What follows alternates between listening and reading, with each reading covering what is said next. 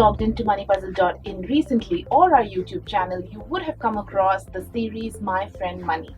We spoke to financial services experts about their own personal money journey. This second season of My Friend Money comes with a slight passionate weave. We are talking to musicians, artists, chefs, all those people who have followed their dreams, their passions, and what drives them to do that. And of course, how they weave it in with something called money.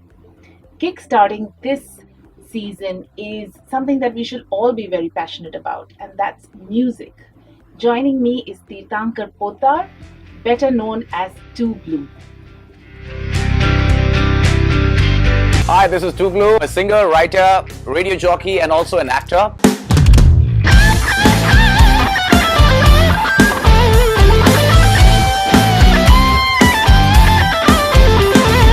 All around the world, we can make time, romping and stomping because I'm in my prime. So we are finally doing this. Yes, we are. And, I'm excited.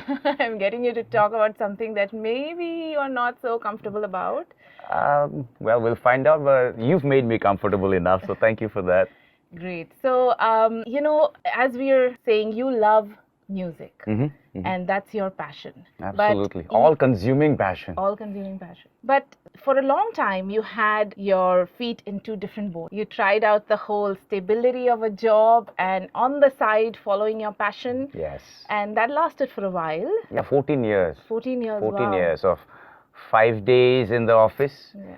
And the weekend with the band, and you cannot go far if you're like that, if you're in a setting like that, 5 days doing a thing with half of your heart and 2 days with all of your heart, something like that doesn't serve you too well.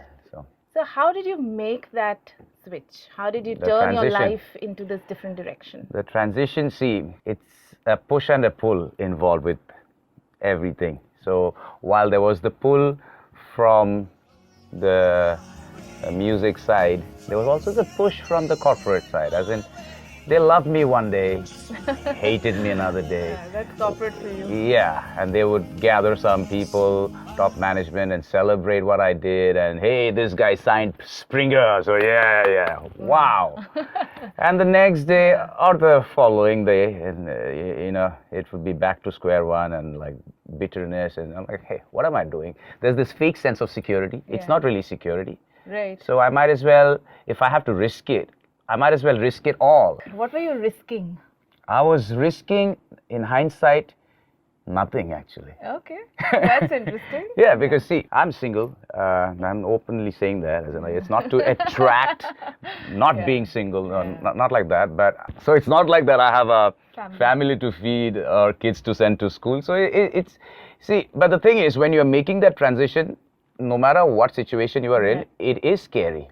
It is scary. But I think the last time we met, I spoke to you about people jumping to their deaths from the World Trade Center. Yes. So when the World Trade Center was on fire, the heat was so unbearable, the fire was so close that you decide, your brain freezes. You just make your hormones or your impulses or something in your body is triggering a decision which is not the best, and it's either choosing to be burnt alive and burnt to your death, or falling to your death. So people jumped off the building. Making that conscious choice. Yeah. So for me, it was like, do I spend the rest of my adult life with a man like him, whether it's him or somebody like him, or do I face sleepless nights and see where it goes? And I chose to face sleepless nights, and I must have done something right. You're interviewing me now. So there is a little bit of destiny and a conscious choice as well. So yes, a bit of a combination of the two. Yes, so well worded. Thank you. Yes. Now, I also remember you were telling me that when you gave it all up, there was this one job that came your way. It was in a play. And you earned all of Jesus Christ Superstar. Yes, 2,500. I just want to know how you felt after giving up, something, and then... I'll tell you. So the thing is, you have a decent paying corporate job. Right. And then you choose to let it go. And this transition is a bit of a jolt in the family ecosystem, even if it's just you and your mom. So your aging mom will then break down. She will cry every day. So I had to just, find a way to get out of the house so that I don't see her crying anymore. And so I thought that if I audition for this and if I get this musical, then at least it'll be some form of employment. It'll at least mean that I'm stepping out of the house, doing something, as opposed to just sitting at home, feeling sorry for myself and my mother crying. And no, you have to get a job. Job is everything. Do what you're doing. You are very good. Do it by the side. Get a job. That's just wrong, man. As in, very few parents will say that. Do what you're doing. Yes. Don't think about it. I'm here. Very few parents will say that. And my mother is an angel, but it's her protective nature that made her do this. So the thing is, it's not just the 2,500 that I got from the show per show. It's the connections that I built. Being mentored by Alik Badamsi is something I will brag about till my dying day. He gives me 3 hours of his time, and he says, look into this mirror, say the lines, and I say it, and I think I look like shit. So he says, do it again. Less facial distortion. I do it again. He said, now sing the lines with the same emotion into the mirror. And I'm saying that again. And he's patiently watching. And I've done it like 15 times. Finally, out of humiliation, that this man in his 80s is trying to shape me into somebody, into a character, out of that humiliation, and that I'm not able to deliver what he wants. I just broke down and tears started rolling down my eyes. And I stopped after that, and he said, better. Oh. So such things, this story means more to me than any remuneration. So 2,500 is nothing. I earned so much, as in by I was associating with I got voice lessons for free from Deirdre Lobo. I got I'm not a dancer at all, but I got some moves and jazz hands and whatnot, where to use them.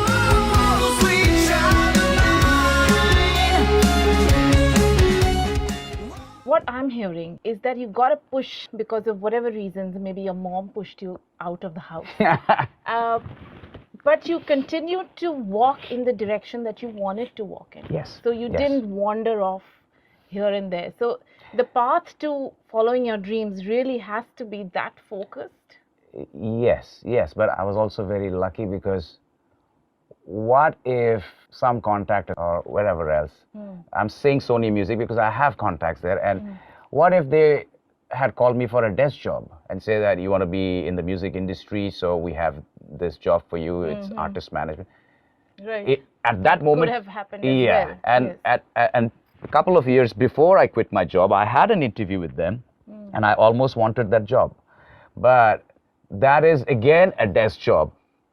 It's again Excel files. It's again PPT and sales figures and whatnot. So it would have taken me away from my true passion. So that did not happen. So I think it's conscious denial of stability to self. You're consciously denying yourself the easy way out, in a sense. Wow, that sounds like that is very big of you to say, and it makes me look very good. But maybe in hindsight it is. And also the universe will communicate with you in mysterious ways. So at that point, Jim Carrey's story popped into my YouTube feed, and I listened very carefully. And he said, if you're not happy with that sense of security, why do it at all? Fake sense of security. Might as well risk everything. The greatest risk, I think, is not risking enough. Oh, wow. That's really profound. Wow, yeah. Thank you. So tell me, how long did it take you from those struggling days to a period where you could now say that, yes, I am an established performer, musician, or however you want to put it? I think the struggle will never go away. Right. It's just different kinds of struggle. Yeah, I have a roof above my head. I have food on my table. I'm wearing this jacket. So yeah, that doesn't mean that I don't struggle. Yeah. Now I will struggle to, okay, let me rephrase. It's very difficult to go from 0 to 1. Yeah. Because you are at absolute 0. From 0 to 1, it's very difficult. 1 to 2 is easy. 2 to 3 is easy. But then from 9 to 10 is again very difficult. Because how much more can you push yourself? Yeah. So you reach like a plateau. And exactly. Then So now I'm uphill again. Yes. So now I'm awake at 3 a.m. thinking what I can do, and I'm thinking of ways to make what I'm doing more interesting for the people who attend my concerts, whether it's through visuals on a giant screen or dancers, singers who are not just entertaining but also doing something inside you. Like you're watching an entire experience. So yeah, I'm thinking on those lines. But the struggle will always be there. I don't think there can be art without struggle. Yeah.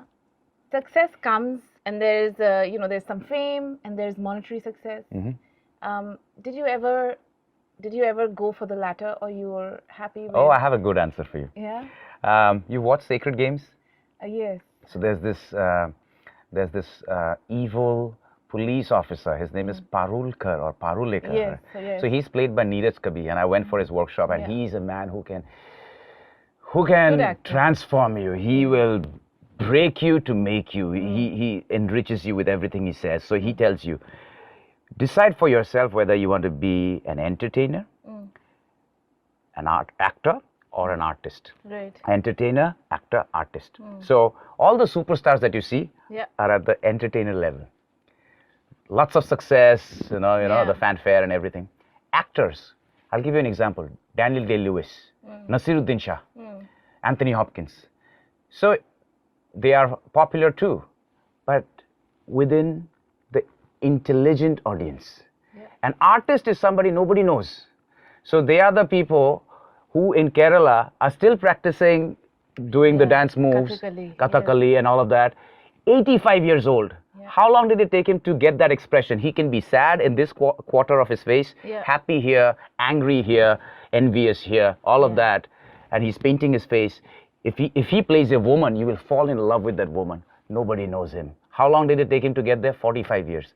So, the measure of success is different for different people. I understand money is important, but so is what's inside. And wealth and abundance cannot just stay in your bank account. It also has to be inside. So yes. So, and I think the wealth and abundance that's inside is greater because that can drive you to that is yours. That is yours. So you spoke about the next level of struggle and what next from here, and you're visualizing all these kind of different scenarios where you can take your performance with the help of all other artists around you. At this new stage, new phase, is there a greater awareness about perhaps money and beyond its utilitarian kind of role? Yes. Thank you for asking this question. Yes, the last time we met, we discussed this as well. Yes. Which is, this consciousness is sinking in. Right up till now, I spoke about entertainer, actor, artist, and it kind of appeared like I was saying that money is a byproduct. Yes. But thank you for the reminder. Sometimes reminders like that puts everything into perspective. So money cannot be a byproduct if you want to make a dent in the universe. So now if Steve Jobs had to make a dent in the universe and had no money, we wouldn't have had all these fancy gadgets that have changed our lives, improved our lives. The music collection we once had in our houses that occupied almost a whole room is now in our pocket. So now things like that require money, require a lot of resources. So now money is very important, not just to pay your bills and for the food and the clothes and the shelter, but it's important beyond that if you want to make a huge change or a huge dent in the universe, or even a small dent in the universe. There's this concept of light workers. Light workers are people who are supposed to have come into this planet for a particular purpose, for a particular period, and they are here to do good. They are here to teach, counsel, inspire, heal, and all of that. And you can only go so far if you don't have the resources. And money is one of the most important resources. You have to have a lot of it to be able to make a big difference in what you're doing. I love this intermingling of spirituality, of passion, of have sort of now getting to an awareness about the practical things in life, and it is always a mix of everything. Because if you go too far in one direction, whichever direction it might be, it could be the direction of just chasing after money or only chasing after passion without a balance, you can burn, Absolutely. You can burn. And it's this it's brilliant to see that you're finding that balance somehow. It's not in easy, life. but Yeah. thank you. Yeah. Let me ask you one last thing. Sure, Okay. sure. And because we're focusing a lot on money relationships, and I think I had said this, I say this often, and that I feel that people need to have either you can have a positive relationship with money, or you can have a negative relationship with money, because you may think it brings a lot of the bad stuff as well, but one shouldn't be indifferent, because indifference brings you Nothing. So did you ever feel that, because you're a man of passion, did you ever feel that talking too much about money it shows somewhat of greed, and Yes, I not did. the good sort of positive sides? Yes, I did. And has that changed now, or is it somewhat changing, or are you forcing yourself maybe to think No, differently? it's okay. There was a manager who once wanted to work with me, like an artist manager. So we met up Starbucks right after they came to India, Right. and all the man discussed was money. All he discussed was mathematics. There was nothing or little discussed about music, choice of music. What's my upbringing musically? What kind of music am I passionate about? Nothing of that sort. तुमको wedding में इतना तुमको चाहिए coat करना, corporates में इतना. So it was all just money, and I was thoroughly exhausted after that meeting. I mean, this man, if I have to work with him, I understand the balance of left brain, right brain. So logic versus emotion, and reason versus art, and things like that.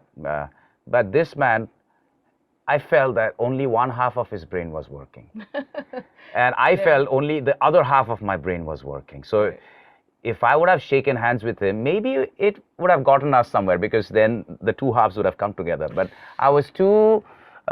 Maybe you would have been back to what you gave up, Thank you. Yeah. So you are in a way justifying my decision. I did not work with him because there has to be a balance. It cannot just be about money. There has to be a balance. You have, if you're chasing money, and if you're so ambitious, profits are all that matter to you, you will burn a lot of bridges, and human beings, human relationships will be left behind, and that's the worst thing. You will die with a lot of money but lonely, and I don't want to be that guy. So I think with age, you have to find a balance in everything that you do, in everything. Going back to Neeraj Kavi's workshop, even he says there has to be balance in everything, good and bad. The world will be destroyed if there is no bad. Because, and then I'm thinking in that workshop, I'm like, the world will be destroyed if there's no bad. I'm thinking, what's going on? Now, one day at 4 a.m., I'm staring out of my window, and I just realized, okay, in a scientific or a clinical way, the space on Earth is finite, because that's the area of the Earth. Now, we are reproducing exponentially. Where are people going to live? So now if there is an Amazon fire or a tsunami, there is a purpose for that. It means that the balance has to be restored. I have digressed, I think, but does that answer? Not at all. You haven't digressed, and because I went so into it, I almost forgot the question. That's what I love about you, that you are so incredibly passionate. So sweet. And in anything you say, there is there's a resonance of being completely honest and true to what you're saying. And I think that's what passion does to us. And that's why I want to bring out people who are passionate and discuss this really tasteless topic of money. But it's very tasty now. I believe that it's important. Some people like the taste, some don't. But it is important to have those conversations. Absolutely. But it's just as important to have the passion and the balance. Before I let you go, you are going to sing something for me. No. Yes. Okay, there's this song by AC/DC that I like. It's about money. It's called Money Talk. So it goes something, the chorus goes something like, come on, come on, come on, love me for the money. Come on, come on, come on, listen to the money talk. Awesome. Thank you so much. Thank you.